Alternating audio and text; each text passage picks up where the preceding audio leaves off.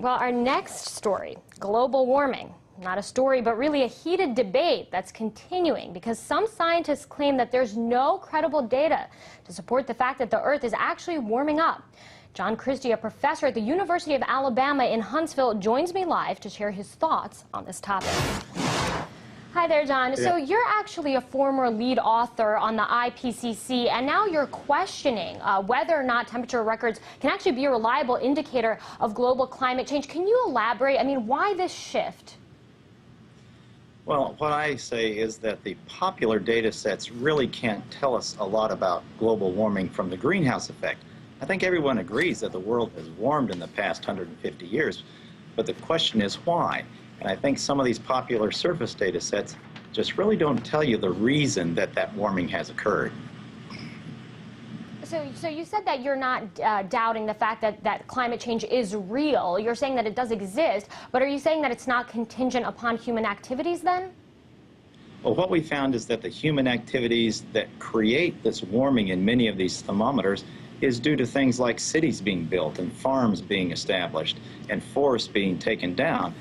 Now, these are truly human effects, but they really don't change the entire global climate too much. And for that, we look for things like satellite data, which show the warming is less than what is promoted in the media.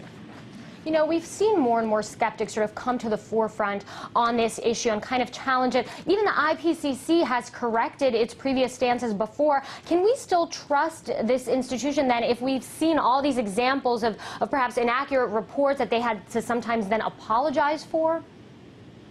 Well, what you find is that the IPCC produces what its lead authors write, and those are selected by governments and by the UN IPCC itself. So when they select people who are worried about global warming, you will get an official report that is supposed to make you worry about global warming.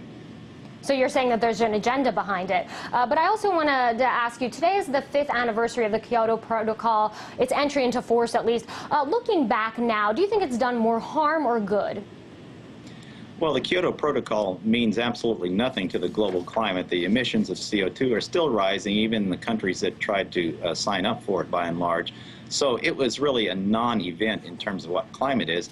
But I think it has done more harm by giving people the notion that they can control the climate by reducing their energy consumption, when in fact energy is really the basis for modern life today. John Christy, thank you so much for your analysis. Definitely a heated debate here in the United States, kind of becoming politicized as well, climate change. Thank you for your analysis.